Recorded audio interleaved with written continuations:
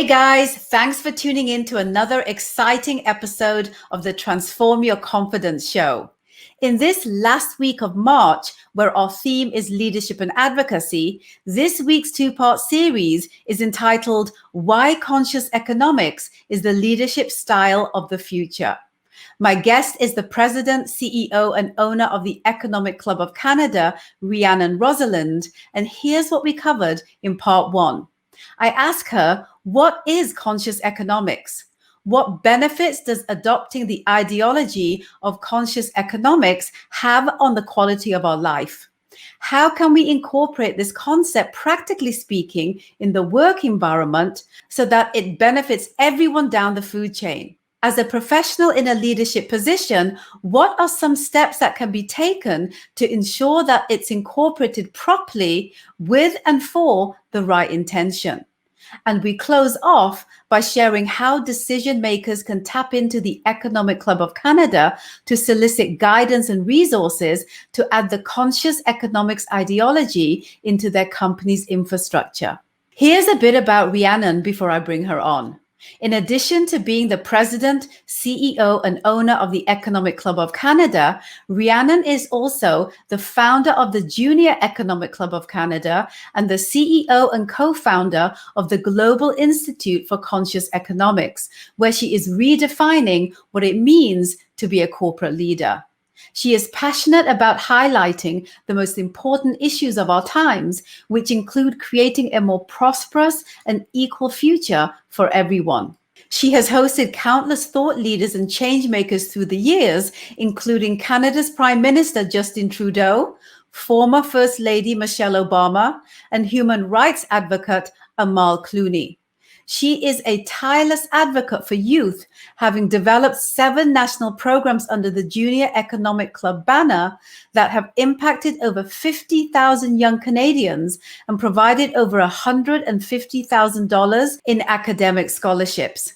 Inspired by her own lived experience with child poverty as the daughter of a single mother, Rhiannon has become a warrior for women and youth facing barriers. Rhiannon has been acknowledged as one of the most accomplished influencers in Canada, having been named one of Canada's change agents by Canada's Business Magazine, one of WXN Canada's top 100 most powerful women in business 3 times, and became the youngest ever WXN Hall of Fame award winner in the fall of 2018. Please welcome to part 1 of the show, the fabulous Rhiannon Rosalind. Rhiannon, thank you so much for agreeing to come on this show. I want to kind of preface our conversation a little bit for the audience, just because we're going to be, tapping into a show that's focused more on an ideology and how, it can be implemented in kind of the world that we live in today. So my goal with our conversation is to help people open their minds to leadership culture that is relevant in the world that we live in and work in today.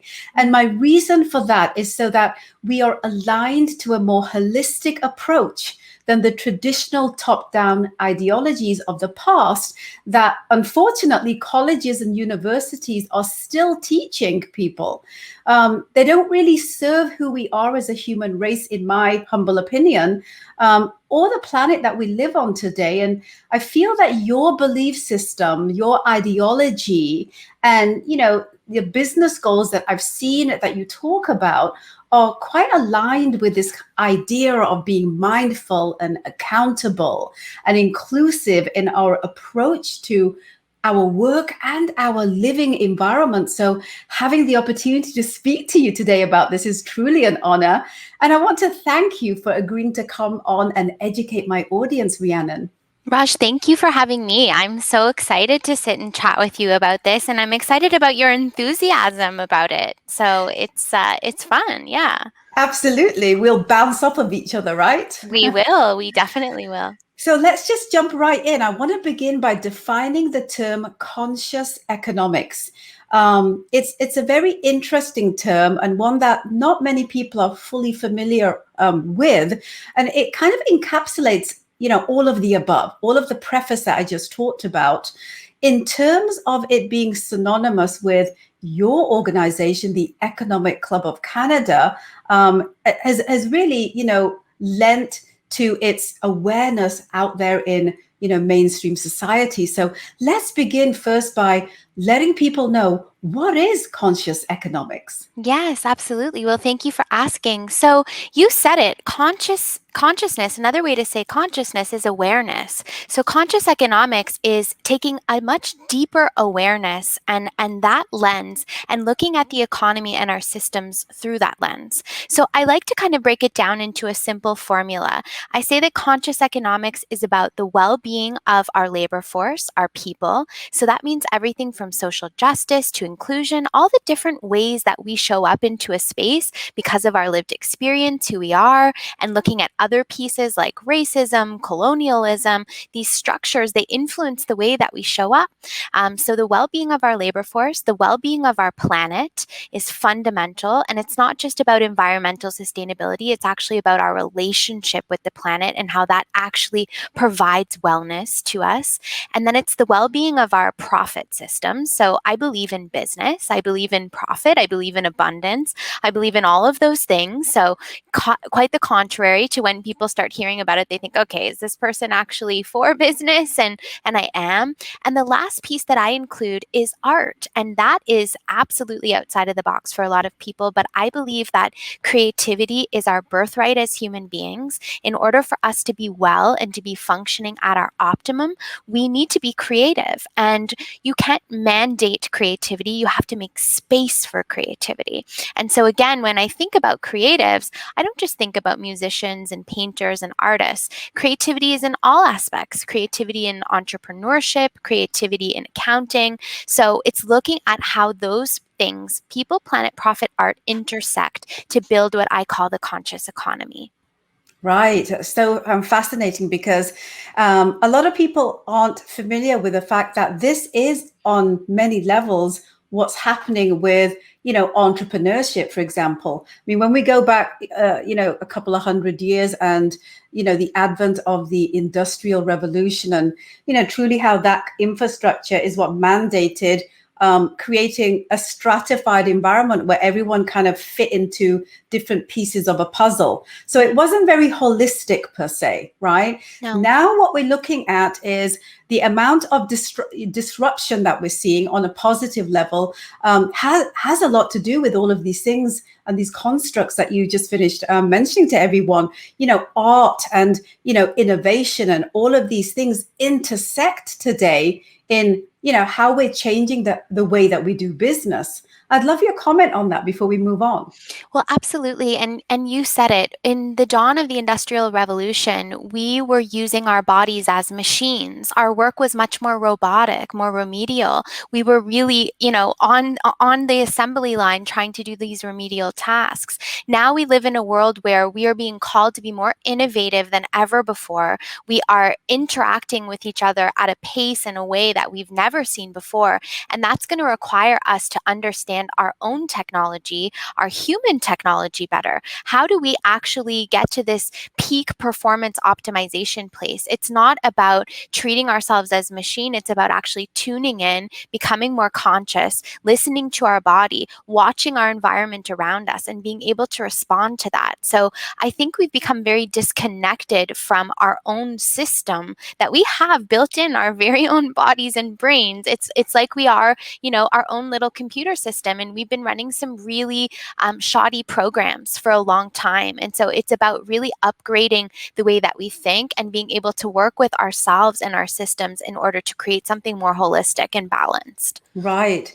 So can you share from your perspective, your experience and what you've seen, what benefits does adopting the ideology of conscious economics have on the equality of life, like generally speaking? Well, first of all, let me start off by telling you how I got here, and it was by doing everything but being conscious. I grew up in a household where I was the first person in my family to get an education. My mother was a single mother. There was violence in my home. There were different things and challenges, and I had it in me that I had to be successful in order to break that chain that my family suffered from. And to me, success meant you get a good job, you work really hard, it's all about money, status, material things that you accumulate. And so I did that. I went out and I did that. And I worked and I worked and I worked. And I got to this place where I had all of the things on the surface level, but I wasn't feeling fulfilled. And I actually was physically getting ill from how hard I was pushing myself running two organizations, a mother of two. And this is a common story for so many of us to hear. And so for me, it came with my own personal awakening where I really started to see the breakdown and the disconnect between the way I was working, my idea of what success looked like, and how my body was actually responding to those things. And so I started to implement this into my own life. And I truly say that all systemic change starts with the individual. If each and every one of us did one thing, which was be responsible for our own selves, we would see such a massive transformation in the world. A lot of us always think it's all out there. It has to fix out here before I can be, fixed or solved or and it's not fixed, but it's being able to adapt to a different way of living. So I started to ask myself some deep, fundamental, existential questions. And then I started to apply that to the work that I've been doing for the last decade at the Economic Club of Canada. I've been at the table with, senior level leaders and heads of states and policymakers talking about all the most important issues. And the big three that keep coming back up time and time again that intersect everywhere are A, our environment and our climate, B, the mental well-being of our labor force and the erosion of the mental well-being of our labor force, and this need for inclusivity and true equity at the table. And so these things, I believe, can be tackled if we start to become more conscious, and that is an internal process first, and we can talk about that more. Yes. It's really interesting you're sharing this. I'm getting goosebumps because your story is parallel to mine. I grew up with this, I think it's this whole immigrant mentality of when, our parents come to a new country and they have a lot of children, which was the case in my story. There's this kind of limiting beliefs kind of ideology where, they stay within kind of the lowest realm of Maslow's hierarchy. Yes. And they kind of stay there. They're stuck in the survival. Yes. Right. Yeah. And here we are, realizing that, all that survival, all the check marks, the criteria that create survival isn't giving us anything else. Right. Yes. And it's interesting because it gives me context to this quote around conscious economics that I found online that I want to kind of share with you, because it really encapsulates everything that you just talked about. And I'm going to quote it. Conscious economics is a meditation on what human economy would look like if it were based on self-realization or involution rather than self-assertion, which is evolution.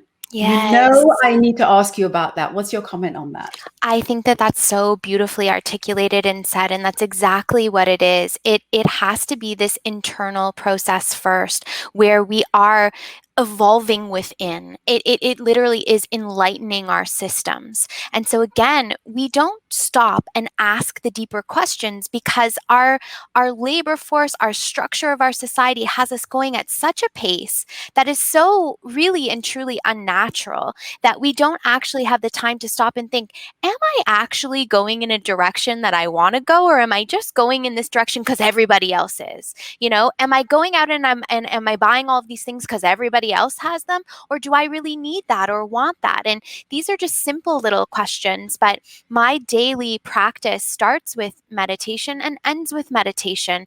And it's, people think of meditation as this idea of, okay, I'm now, a yogi sitting under a tree. It doesn't have to be that. Meditating on our economy, meditating on our systems, and inviting creativity in to be able to reimagine what could work look like, what could life look like, how could we feel better, more aligned? And these are questions that I'm constantly thinking about as I create programming and as I try to build more dialogue and conversation around this. Yeah. Let's tap into that a little bit then, Rhiannon. Let's talk a little bit about some of these programs and these things that you're doing at the Economic Club of Canada, just so we can kind of tie in a little bit of what you do there, and what this concept is that we're looking to kind of really bring out into this world, because the disparity is so huge, that there needs to be something that's done about it. So talk to me a little bit about some of this programming that you're talking about. Yeah, absolutely. So first and foremost, the Economic Club is a platform where we host conversation. So usually about 100 conversations a year. And what I've been trying to do is to really open that up to a more intergenerational dialogue. So I know, Raj, you came to the launch of Conscious Economics, and this particular program saw 3,000 business leaders and policymakers coming together with 3,000 young laborers, young leaders, 30 and under, coming around the same tables, sitting at the same tables, talking about this idea of a conscious economy. And President Obama, of course, was our first speaker there. From there, we've launched a couple really interesting programs. One staple program is called Mindfulness in Money. It's a look at the economy and our relationship with money and finance through this holistic lens of mindfulness. It's trauma informed. It is really looking at our, different spectrum of understanding when it comes to our relationship with money and the economy and the way that we show up. And I'll give you a really interesting example. I mentioned before that I grew up in a household that was struggling. And yes, survival mode was what I knew. It was like it was programmed into me. So I only felt like I was, well, when I was doing so much all the time, pushing. I would get to the point where I would reach a particular pillar of success financially, and it would feel safe, it would feel comfortable, and then I would go out and take a really big risk, and I'd put myself back into that seesaw of just almost drowning again. And when I started to do the conscious work and understand what were the programmed limiting beliefs, and you said it perfectly, that I was actually perpetuating subconsciously without realizing. How was that impacting the way I ran my business? How was that impacting my relationship with money, and my relationship with myself as an entrepreneur? And so it was through understanding that and unlocking that, and then being able to actually look at what my core values are, what I actually want, which is not chaos, but peace, and then being able to correlate that. And so Mindfulness in Money actually takes our participants on that very personal journey of uncovering those beliefs and being able to look at it through the lens of the way they show up in the economy, they show up in their relationship to money, and then actually reprogramming. So this has been a really exciting program that we've launched that we're just so excited about. We're also getting ready to launch a huge program that's going to be going right across the nation, working with women across the labor force, particularly BIPOC women, so Black, Indigenous, and other racialized women, to really actually go deeper into not just the rhetoric around pipelines and, why women aren't coming up into the C-suite or into the upper ranks, but really looking at these social and emotional issues that are coming up that are preventing us from stepping into those roles. Because I suspect that in a lot of cases, it's also us not wanting to go there. And there's a reason why. And it's something that we're not talking about, that this system, the way it's designed, it's not working for us. It's particularly not working for many of us women. It's not conducive to raising families, to having partnerships, to doing all the many other things that we do.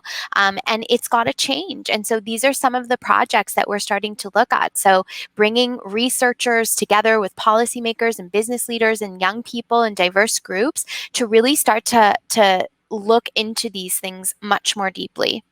So who can actually benefit from these programs? anybody and everybody. And again, we do a lot of work with young people, but we are all about the intergenerational dialogue. The thing is that the longer you've been in the system and perpetuating it, the harder sometimes it is to unprogram or to deprogram. And so that's why it's so relevant to be speaking with young people right now and to actually be, just like you said, starting to change the way we're teaching in university and at school, because we don't want to keep pushing out, that same mentality when that's not the world that we live in today at all. Even when you think of just how the traditional classroom is set up with the rows of desks, this was all to set people up to work in factories, to be able to conform, not to create or to disrupt or to innovate. So everything needs to be sort of rethunk. And that's why it's so interesting to, again, for me, have this cross-pollination where we're starting to blend art and culture and social justice and all of these different pieces into the way that we actually think about corporate and economic infrastructure. Absolutely. And, the stats prove it out there. Just, sharing one that, female founders get, less than 1% of funding out there. That's venture capitalist funding. We know this, right? But the statistics shows that they are more successful per capita to men who get funding. Yes. So what can be the difference there? There's a difference in how we lead as women. Yes. Right? Yeah. That is predicated on a lot of what you just talked about. And I really want to step into that part of our conversation in a moment. But before I do, I want to ask you this, just so we can kind of create a little bit more understanding for anyone that's just kind of joining us. How can we incorporate this entire concept that you're talking about from a practical standpoint in the work environment so that it benefits everyone down the food chain? Mm-hmm. And this is a complex, question, because every organization functions differently, and that hierarchical infrastructure is still very much present. And so again, what I think we have to do first and foremost is we have to find it within ourselves first. And I encourage leaders, that's the number one thing we need to have, is we need to have our leaders at the top be able to have this awakening, this conscious awakening, where they can actually understand that although we think we're rational, we're rational beings that are making logical decisions all the time, we're not. Our subconscious actually influences over 90% of what we are actually doing, our subconscious beliefs. So this is something that I think we need to start to really have conversations and open dialogue about, which it sounds crazy, but this is still extremely progressive in terms of talking about this. Not everybody is welcoming this conversation, some more open to it than others.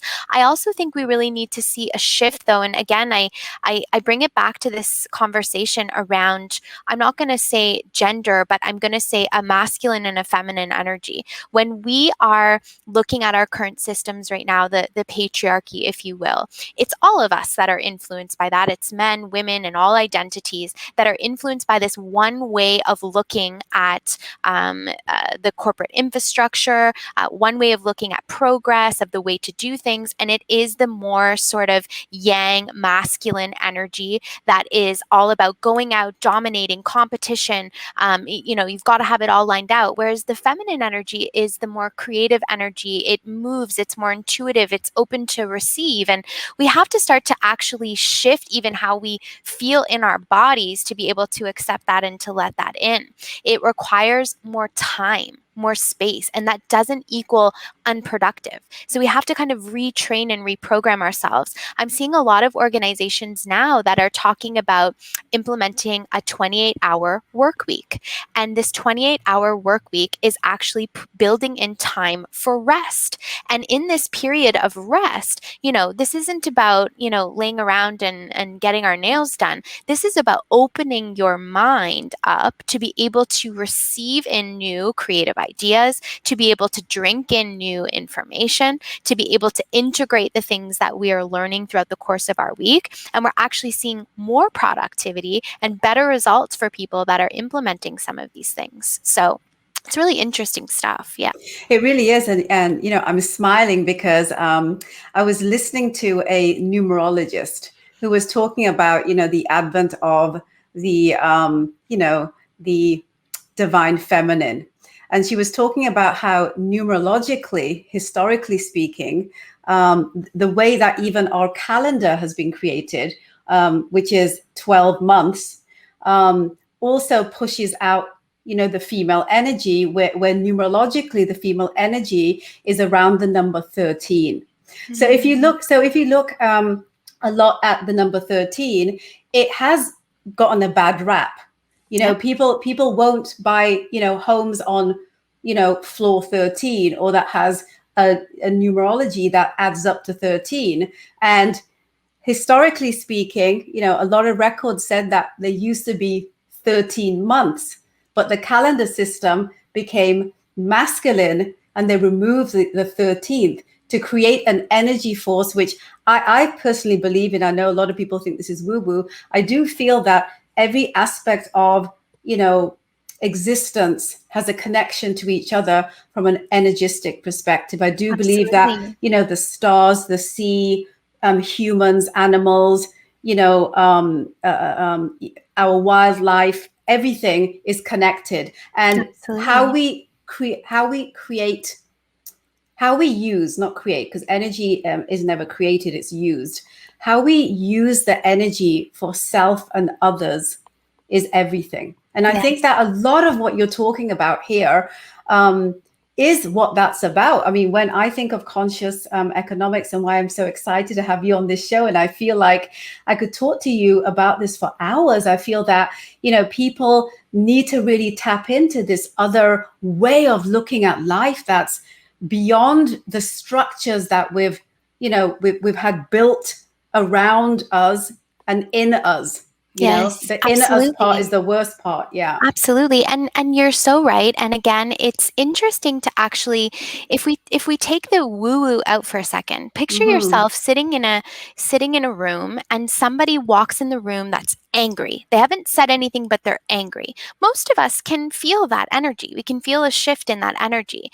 And again, this is not some out there piece. This is quantum physics at its best. Yes. And as our science, science can only ask the questions that our consciousness allows us to ask. So we're only starting to just scratch the surface of quantum physics, quantum energy field, how all of these pieces intersect. And it is very, very true that some of these more intuitive aspects of ourselves have been denied and suppressed and repressed. And we can go back into the suppression of women. We can go back into this idea of, women being burned at the stake, called witches, all of these things. And how this is actually just natural abilities that we have inside of ourselves that can be cultivated. And in fact, in other places of the world are cultivated and are very, very, very accepted. And so this is something that I think we really have to start to think about. And it's really not woo-woo at all.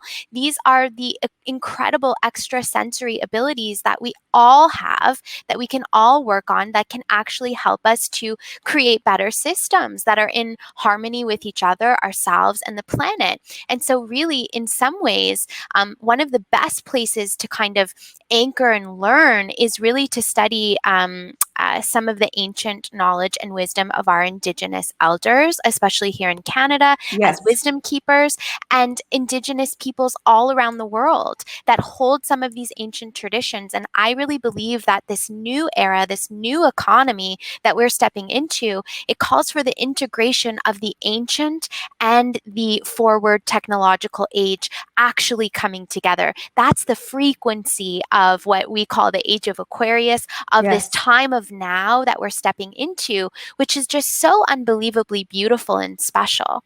Yeah.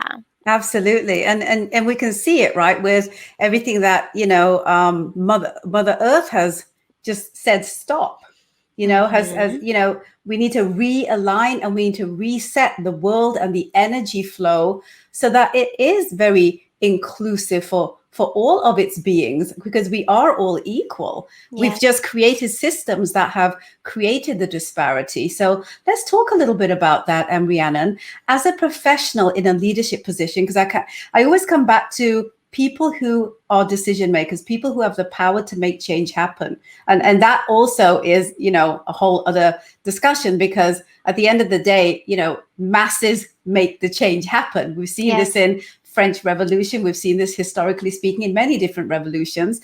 But for want of kind of honing back in to people in positions of power, positions of leadership, what are some steps that can be taken to ensure that we're able to properly incorporate some of these things that we're talking about, that is, around this idea of being more inclusive and conscious of every living thing? Mm-hmm. Mm-hmm. We need massive change in terms of who is at the leadership table. And this has been something that I've been so passionate about for years, really trying to change the makeup of who is at the table. Because again, in my opinion, the younger generations, they are more evolved. They come more evolved than the ones before. And I say that in no offensive way, but as you can see, society continues to evolve. And as, if I'm a product of my parents' generation, then their parents before them were in a different stage and state. So I've been afforded a much more progressive understanding of life and interconnection because I'm just at that stage, and I've been able to benefit from that. So we see society waking up to many of these issues. We're starting to see people talking about, their diets and eating more plant-based and thinking more about the environment and all of these pieces. That evolution is happening. So I really challenge leaders to bring more young people to the table. We need a greater balance. We need more women in spaces and places of leadership. And again, I know many of us, we feel it's not for us. I don't want to step in there. I don't want to have to change who I am in order to go in and play a particular role. I felt like that for so long, but now I see that I am who I am. I'm here with this particular message and understanding of what I know, and I'm here to spread it. Mm-hmm. And yes, people may be shocked. Some people may write me off, but there'll be others that will be on that frequency, that will hear it and will feel comfortable to come forward too. And so it is, I think, this time about authenticity, speaking openly, honestly, and really looking at the challenges that we face. I keep coming back to the mental health and well-being of our labor force. If we come back to even the basic fundamental, even if you say, no, I'm fine, that's not me, any species that could be destroying the very place that gives it life is not well. Right. And that's just it. I mean, look around us. Our earth is suffering. The very beautiful home that we call home, Mother Earth, she's not doing well. So how could we be doing well? If we are all interconnected, we look and see how she's doing, and we know that's a reflection of how we're doing.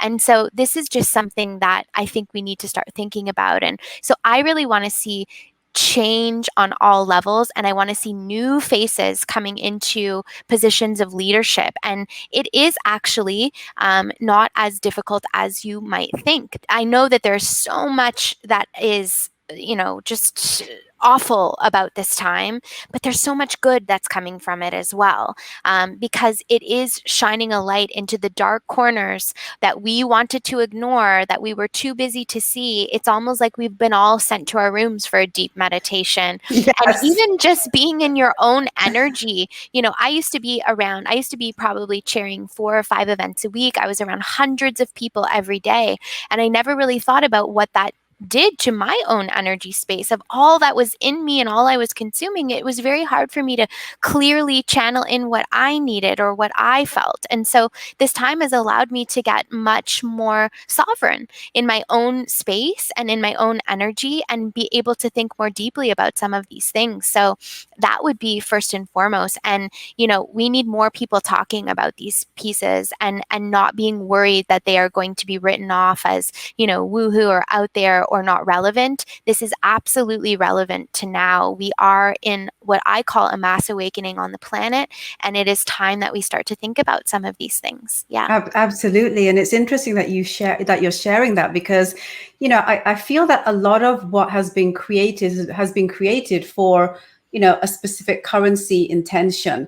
If you go back around 60, 70 years, for example, Rhiannon, this whole idea of alternative medicine was very, very a part of mainstream society. It wasn't until Big Pharma came along and decided to create a currency around the version that they wanted to sell, which basically cyclically is, make them sick, give them medicines, right?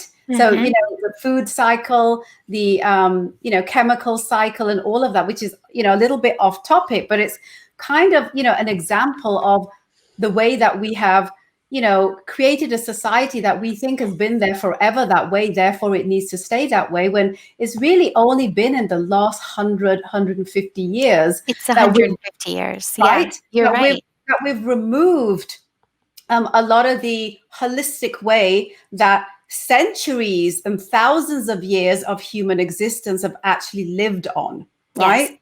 Yes. And I am, like I said, I'm a believer in the ancient wisdom and the new technological age and the blending and balancing of these two pieces. Yes. And absolutely, when we go into our, 150-year-old medical system that we know now here today, we are ignoring other pieces that are out of balance. A lot of our system right now is about masking something rather than understanding the root cause of what is actually there. So, Yes. I have heartburn. Instead of wondering why, I just take a pill so I don't feel that feeling anymore. But, why is that happening? The body is always speaking to you and always expressing itself to us through the way that it feels. And so, again, I love this idea too of other forms of currency. And I've been speaking about that a lot.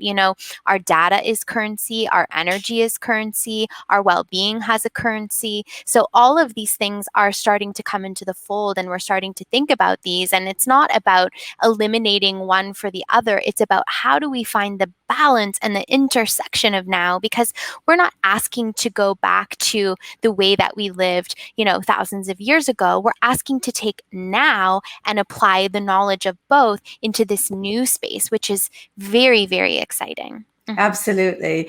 And so how can decision makers tap into the Economic Club of Canada to solicit guidance or resources to add this whole idea of conscious economics into their company's infrastructure? Because I know that there's going to be a number of people listening saying, I want that in my company, Yes. but I don't know how to do it. Can you tap into that a little bit? Absolutely. So I recommend people go to consciouseconomics.ca if you're interested in getting involved and signing up to learn more about what we are doing.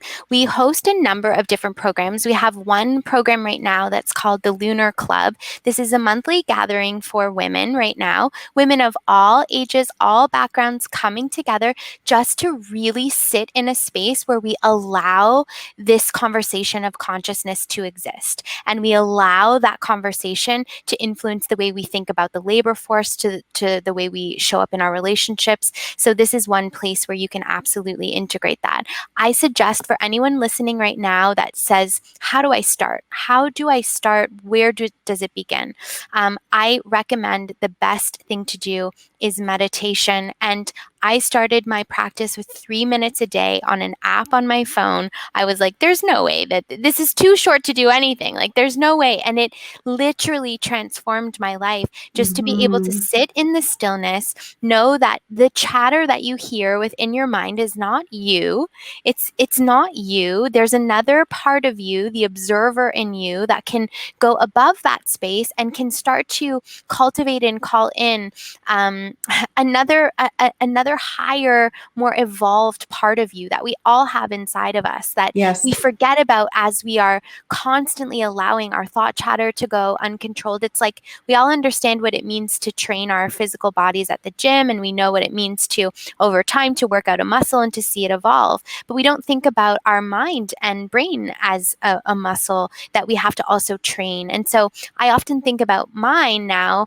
I'm in a space where my mind still goes off on these, interesting tangents and loops. And I picture it like it's a little dog on a leash. And it's like, do I want to let the dog walk down that street, or do I want to keep going forward? And, this is the thing. We all have it. So it's something for all of us to think about and for all of us to start to speak about. And there's some great, great books that were critical for me in my awakening. For sure, The Power of Now being one of my favorite Eckhart Tolle is just such a staple, and The New Earth as well, which is also written by Eckhart Tolle. And I recommend you to start seeking out the information, calling it in, and you will find it. It is there. Yes. Absolutely. And you touched base on something that I think is so fundamental in our evolution as people, and as, society, and that is in the knowing. Yes. If you don't know, having the judgment around not knowing is a very dangerous place for you to be, for yourself and for others. And this has been very much the way that we've lived in society. Is, ignorance has caused a lot of traumas and a lot of terrorism in this world. And ignorance is not bliss. No. I do not believe that ignorance is bliss. And some of what you were talking about there, really, kind of reminds me of some of the work that I've done, Rhiannon. Just kind of tapping into the fact that there are different, planes that we exist on, even within ourselves. We have the subconscious, we have the conscious, which is most of what we tap into. And then we've got the superconscious, which is what you're talking about when you are visiting your higher self, right? Yes. Mm-hmm. And it's interesting that you say that, because, a lot of people say, well, you have to create, quiet and silence in your meditation. I don't agree with that from my own personal practice. I believe that you need to hear what's coming in. Yes, absolutely. And meditation doesn't have to happen on, a cushion sitting in silence. You're right. Meditation can be walking through the forest in nature. Meditation can be taking a bath and stopping all the other noise, put your phone down and just be. How often is it that we just are with ourselves? We've become so accustomed to trying to numb or change, or we feel so uncomfortable with being with ourselves and being in quiet. And that's because we're holding a lot. Mm-hmm. And we all are. And I have so much compassion for all of us right now. I am so not about the pointing of the fingers, because we are all victims of this unconscious system that we continue to perpetuate. It runs through all of us. I have to check myself every day, because as much as I want to do this, I am still programmed within that system that I've been brought up in, and you perpetuate it all the time without realizing. And so it's always taking those moments to stop and to ground. And grounding for me is being in nature, and it's also just being in my body. Yes. So again, a beautiful practice is going and just sitting in silence and just putting some attention on your toes, your feet, your knees, just bringing yourself back into your body.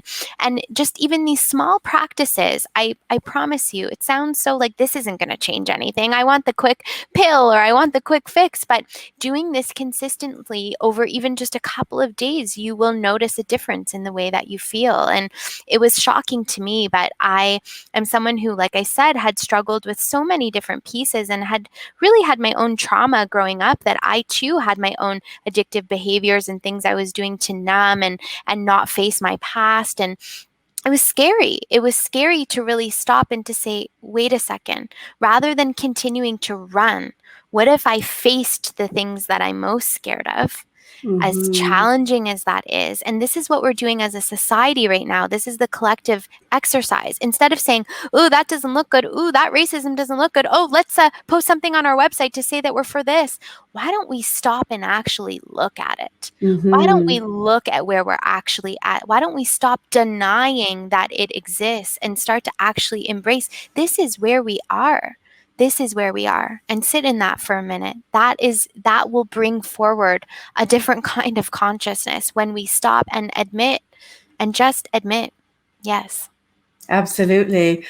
It's such a powerful, concept to think about, Rhiannon, and it begs like a whole other show. So, I got to bring you on again. I'm down for it. I'm having so much fun. So am I. Absolutely. Thank you so much for staying till the end, guys. I really hope you enjoyed this show and will action the many insights that were shared. This topic is quite revolutionary in that it questions and brings to task all the failing infrastructures within the work environment that have piled up over the past 150 years since the advent of the Industrial Revolution that has cattled us into a limiting beliefs mindset where we have been led to believe that there is only one way to work and live, a one-size-fits-all mentality that empowers a few by slaving the masses. An aggressive opinion, I know, but one that if you were to be truly honest with yourself, you would agree holds some truths, such as if you were brought up to believe that you could do anything, would you have done what you chose to do?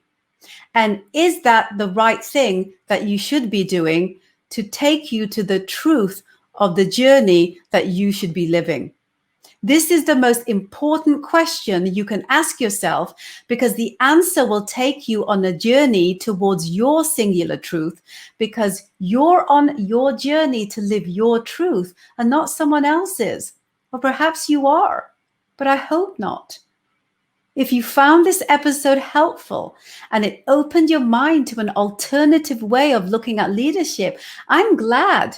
I ask that you subscribe to this podcast on your Apple and Android platforms. Search the Transform Your Confidence Show on your YouTube channel at the Open Chess Confidence Academy. And if you're an avid reader like I am, we've also transcribed every podcast into a blog, which can be accessed at the openchessconfidenceacademy.com/media/our-media. And also, please hop over to our private Facebook group at Transform Your Confidence, where there are networking opportunities as well as knowledge and resources about mindset, media, communications, branding, marketing, leadership, and advocacy for busy executives and entrepreneurs like you who are seeking to elevate the quality of their life. You know you got to be there. And as always, thanks for tuning in. And until next episode, take care of yourself.